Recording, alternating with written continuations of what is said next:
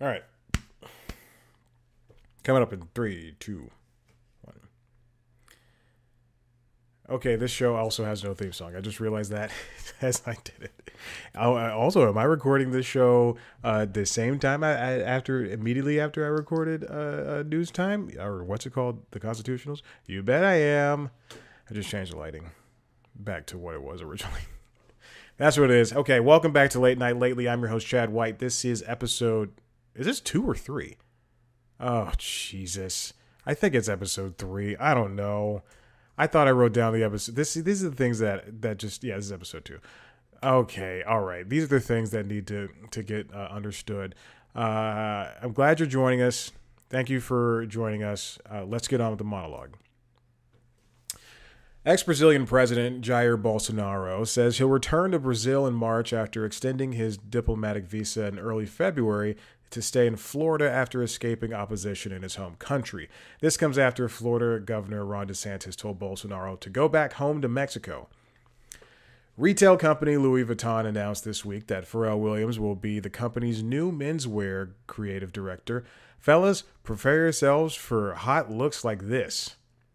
Hopefully I put up the buffalo hat in post. Toy maker Mattel announced a reboot of the children's show Barney with plans to feature the character in a new show, movies, and other content. Hopefully this is a gritty reboot where when he sings, "I love you, you love me," he doesn't mean it.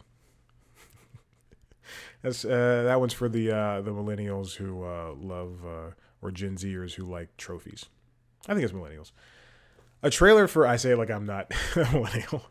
I love a trophy. Please give me trophies.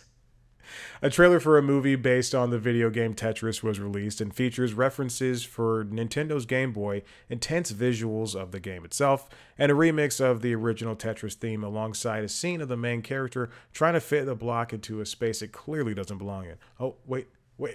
Okay, hold on. What? Okay, wait. Man. Paramount announced this week that the price of its streaming service, Paramount Plus, will increase as it folds in Showtime with the streamer, but it doesn't matter because your parents will still call to you to complain about how urban CVS has gotten. Screw that one up. All right, that was a monologue. That's the jokes that they do at the beginning of the show. Chad White, Late Night Lately, episode 2. Oh, God, I held up 3. That was not even a joke. I held up 3. Oh my gosh. Okay. I should have had the buffalo hat thing ready. I'm pretty sure I'm not going to do that thing in post. If you Google Pharrell Williams buffalo hat, you'll definitely find the things that I'm talking about. What happened this week in Late Night? This week in Late Night. This is the segment. This was the original title of the show. This very true thing. Until it became Late Night Lately. This week in Late Night was pretty busy. We are now weeks removed from holidays, and it feels as though shows are back in the groove of things. And I know that's strange to say in the middle of February, but sometimes when shows come back, it can really be a strain. When especially if they're not really working as well as they should. I don't know why I still have the iPad over here because nothing's happening. I don't have a theme song or anything. I'm quickly trying to open up all of the late night shows. 1, 2, 3, 4, 5. I'm missing one, and I don't know which one it is. It's probably Kimmel. Nope, it is Fallon. Here we go. And it is noticeable sometimes when these shows aren't prepared like I wasn't for sometimes we get into a I don't want to say a rut. I was going to say a groove before, but I want to say a rut for when a show is in the middle of production and we get just a bad group of guests or guests that just don't work out. I'm not going to say bad because everybody's different. Kimmel had a good week, featuring Paramore sing as the singers, as the music act. Although what's it called? the monologues weren't as tight as they should have been, as they usually are. Fallon had a great week with a Super Bowl winner in Travis Kelce, who's announced to be hosting SNL. Also had Liam Neeson, and Valentine's Day really proved fruitful for him over there on Tonight Show. We'll get into that in a little second. Seth was always tight, even though he had people sometimes that he'd never spoken to, that just don't prove themselves to be the best of guests. Let's see, we got, and in fact, there was a huge callback to his day drinking sketch with, or day drinking with Seth feature thing, where Lizzo thought that one of the writers of the show looked like Paul Rudd because he had a mask on, a protective mask. It was a very funny thing that Paul Rudd came on the show this week and they brought up the clip, and it was a great little interesting thing. Daily Show came back with Sarah Silverman as host, and my God, she is so good at what she does. It's just like Chelsea Handler. It's just somebody who, yes, they are both stand-ups, but man, it's like finding out that a basketball player is good at football. You know, it's crazy to see how these two comedians can be so good at hosting a show. And yeah, I know Chelsea's been hosting shows forever, and I know Sarah has also had a late night show, with I Love You America, and also is a good actor herself. But man, it's a wonder what they can do. The Late Show, Stephen Colbert, he also had a very busy week. We had people. What Colbert does really well is that he can bring on business people, and like Seth can bring on writers and news anchors and everything. It all works for those two, where it doesn't work for everybody else, or it doesn't really fit for everybody else. Like, because I wouldn't want to see.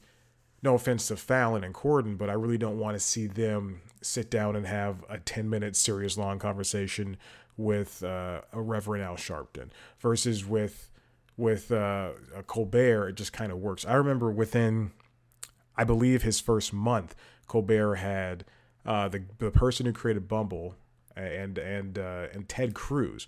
I remember the crowd booed. I think it was that in the first month, but I remember the crowd booed Ted Cruz, and Steven just like, he's not doing a character, but he even still broke his like, if the Colbert Report is obviously a character, and then there's, you know, when someone's doing a monologue, you can kind of see this with Conan, they're still playing kind of a character, and so Colbert even broke that host streak of a character to stop people and go, hey, we gotta hear him out, like, because they were booing him, and listen. I still don't think he is comfortable around his band leaders. Patrick Stewart was on. Ki Huey Kwan was on. Boys to Men were on. Colbert had a very solid week. And John Oliver was on, so that was it. We'll get to it in a second. And then there's a Late Late Show of James Corden. We are marching towards the inevitable end. It was a good week with Dave Franco and Allison Brie, and we got some trailers for a trailer for Carpool Karaoke with Allison Brie and Danny Putty talking about, I guess, the Community. I did not watch the trailer. And then we got games. A good set of guests this week: Cara Delevingne, Quinta Brunson, Ashton Kutcher, and that seems to be the brunt of the guests that were on, and O'Shea Jackson Jr. So there you go. All right. This week in late night, continuing, it's the same thing. Popsicle Schtick returns to late night with Seth Meyers. Popsicle Schtick is, the only way to describe it is bad popsicle jokes and puns, and it ends with a very elaborate popsicle sketch, you know, where these animated popsicles are acting out entire movie scenes and replacing certain words with popsicle or something like that. It's a very, very fun thing, and it often goes 10 to 12 minutes long, and it is which is too long which works in its favor. I love Popsicle Stick, and when I saw that uploaded to YouTube, I thought this has to be a dream because they cannot do this again. It's an enjoyable thing. Everybody needs to watch it. Popsicle Stick. I can't believe that they did it again. The last time they did this was December 2020, and that video was removed from YouTube, as Seth notes. And I just I've seen it, but I don't. It was copyright reported or whatever. But yeah, I don't remember. Anyway, another thing that was very important this week was Jimmy Kimmel's Oscars trailer. It was a world premiere trailer that I, quite frankly, thought was a joke sketch that he was going to do, that he was doing for the show in the middle of his monologue, and I just I fast forwarded it. Because that's what I do. I gotta get through these things quickly, so I fast forwarded it so I can get to that first guest that night. And it turns out it was not. It was a trailer that was Top Gun Maverick, in the vein of Top Gun Maverick, of a specific scene from Top Gun Maverick. And John Hamm and Charles Parnell both appeared as the characters from Top Gun Maverick, and Billy Crystal showed up. It's a great piece of. This is why Jimmy Kimmel was able to basically jumpstart late night on YouTube, because they're able to do such slickly produced sketches for broadcast, and then cut it out and put it on YouTube. The set looks amazing. It looks just like the movie.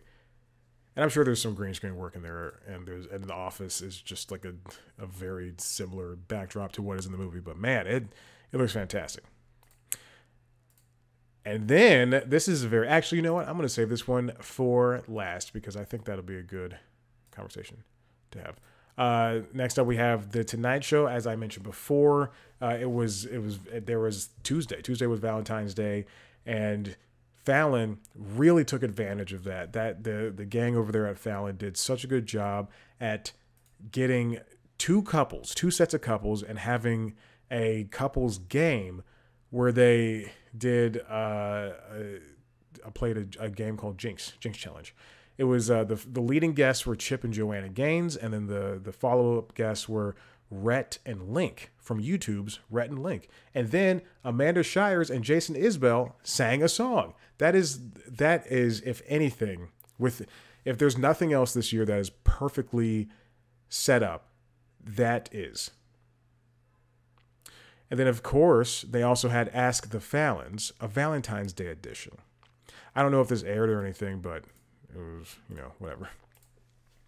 I really the Ask the Fallon segment which is he and his wife answer questions from the audience, or like from viewers. This was born from the pandemic because of their walks, and they, I guess, wanted to record it. But I think that the Ask the Fallon stuff, anything behind the scenes works. People want to see what's going on behind the scenes, even if it's boring to you, even if it's something that I've seen a trillion times. It is. People who aren't in the industry love seeing that stuff. If they could get a couple extra seconds, they're going to take it. So as I mentioned before, Rhett and Link and Chip and Joanna Gaines showed up, and and Jason Isbell and Amanda Shires. I mean, just three such of couples that I enjoy. Then there's John Oliver. He stopped by the Late Show with Stephen Colbert, and this just works so well because he and Stephen obviously are friends, and they have a rapport. It's a late night show is so much better when they're friends. When Amy Poehler and Tina Fey stop by Late Night with Seth Meyers, like Tina Fey stopped by Late Night this week, it works well, and they're friends. When anybody on SNL comes by Fallon, then he can talk shop with them. When it's an old coworker of Colbert's, it works. When it's a British person on the Late Late Show with Corden, yeah, there you go. And when Kimmel can bully Mike Lindell into appearing on the show, but only on the condition that he go across the street to Dave and Buster's and stand in a claw machine, it works beautifully. That being said, I have not seen the John Oliver interview this week.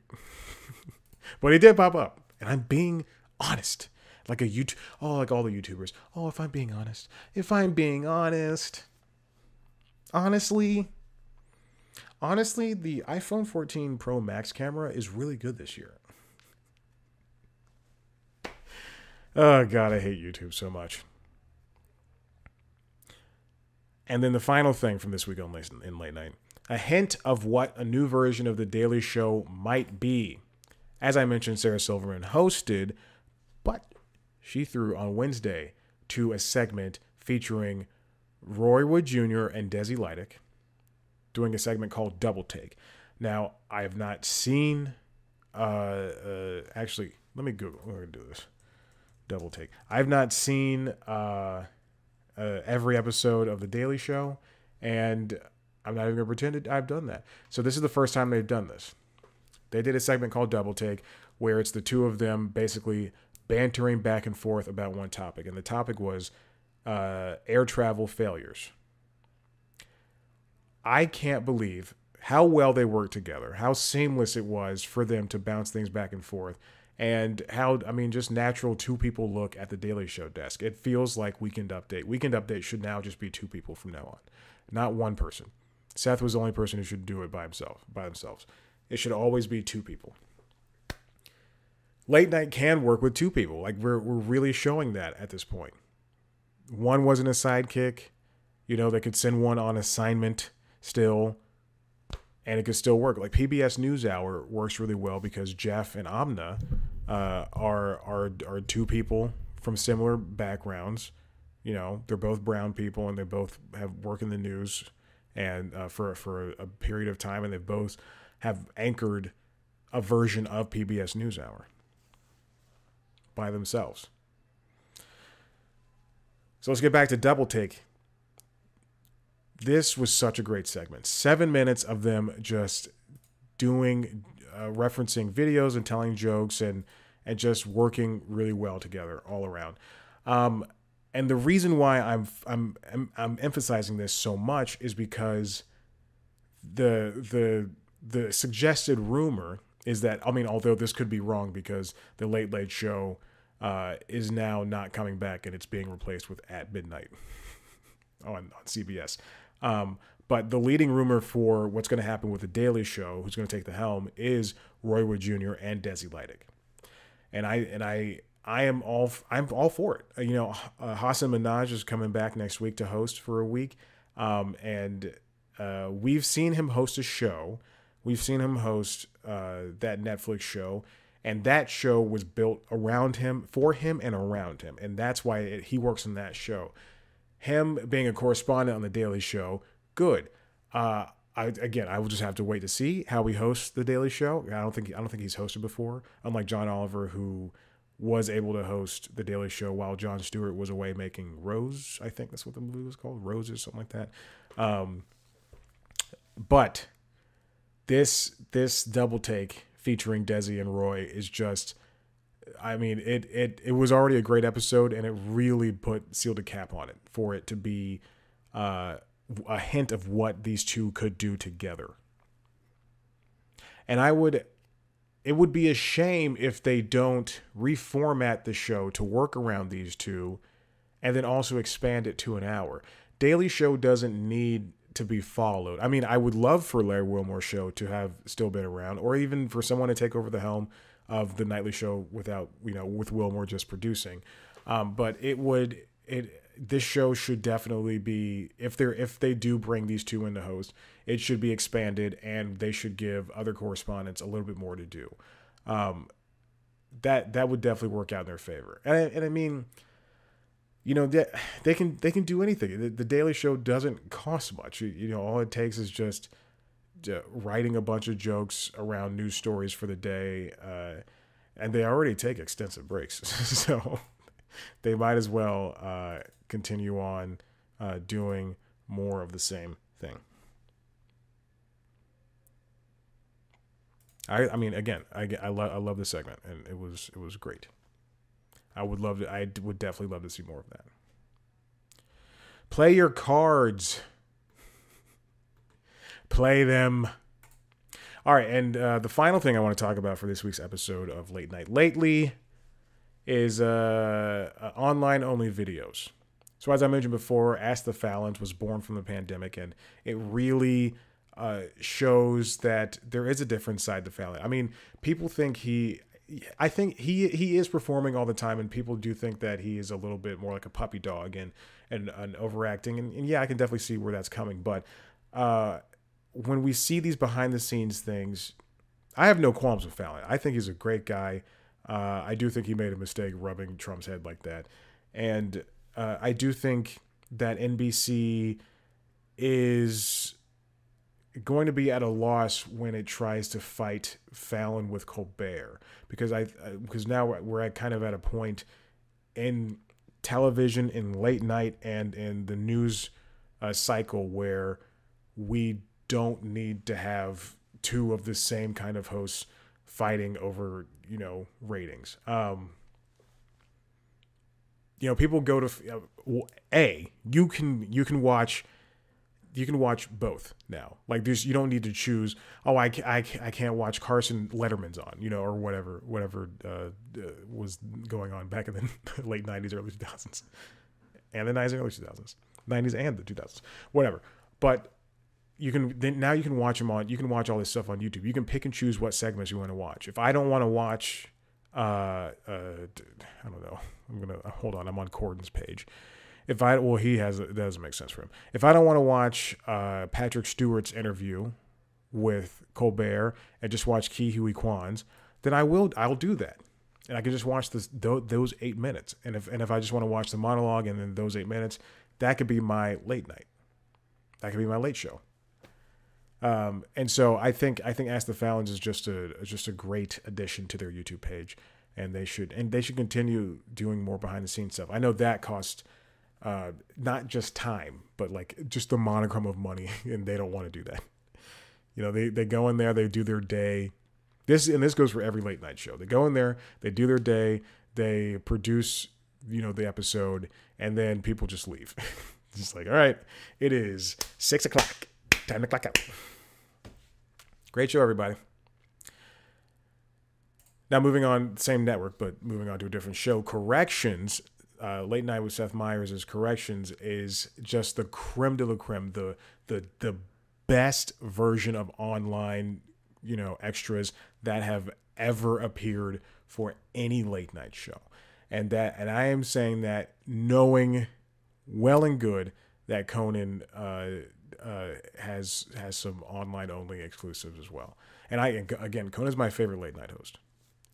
But man, the correction segments are just 12 to 20 minutes of Seth crapping on his audience. It's so great and so fun. There's inside jokes, and they get consistently 250,000, 300,000 views, and we are all fans. We're all just friends just watching the show. Some of them are more annoying than others, but man, I love Corrections, and I just can't explain. Oh, and Corrections is him. Audience members write in corrections for the mistakes during the show, and he mistakenly, which I still don't think he should have done, but it has worked out well for him. He tells people, or he'll read the corrections, and it's just fantastic. Now moving on to the Daily Show video podcast. This is something that that started prior to Trevor leaving.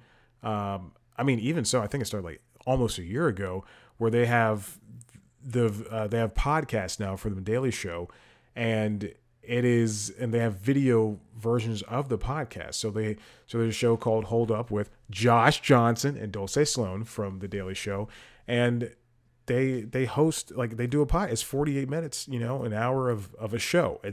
I think it works really well for sorry, I just clicked on a video. I think it works really well for the Daily Show, and it's just an extra set of things to watch, which is fantastic. This is what people want. And even if it doesn't get the most views, if they get 10, 15, 20,000 views, who cares? Same thing for Beyond the Scenes, which is a show hosted by Roy Wood Jr. I mean, it's fascinating People want to see people behind the show talk about the show. What else? What else is there? Then there's a Colbert questionnaire, which I can't wrap my mind around if that is in fact an online only thing. Because there's an exclusive one, for instance, with there's exclusive ones with Michelle Obama. There's a 2-parter with Bono that is in total almost 20 minutes long. So I'm still unsure if the show is if the Colbert questionnaire segment is in fact what it appears to be, an online only video or not. But yeah, there you go. And that's why online only videos, I think I'll hammer this home. People want to see what's going on. They want to, if they love a show, they want to spend more time with the other people. I think, Late Night with Lily Singh, she not only did she have that audience from YouTube, and the second season was loads better than the first season. When you can bring her personality or someone like that, when you can bring that personality into these online videos and people can still spend just an extra amount of time with you, that's when it works. That's when it works. Really, really well. Okay, well, that is it for this for Late Night Lately. We've got more episodes, an episode next week, I guess. I don't know. If you like what you heard here, why don't you check out the video over there on youtube.com/C+Comedy, where you can see other video podcasts as well as regular podcasts called The Constitutionals, which is a entertainment business news podcast, and LinkedIn Logs, which is the show where I try to become a linked influencer, the #1 linked influencer. You can also subscribe to those shows wherever you get podcasts. You can also, over there on youtube.com/C+Comedy, watch News Time, which is our weekly entertainment business news show that is not the Constitutionals. It's like the Daily Show, except way less funny. You can follow us on Instagram, Twitter, Facebook, I almost said LinkedIn, and TikTok @C+Comedy. Follow me on those platforms @ChadBlackWhite. Rate, review, subscribe this show wherever you get your podcast. Tell your friends, and that's the end of the show. If I had, you know what? Hold on. I'll use the theme song from the last time as the ending song. Here we go.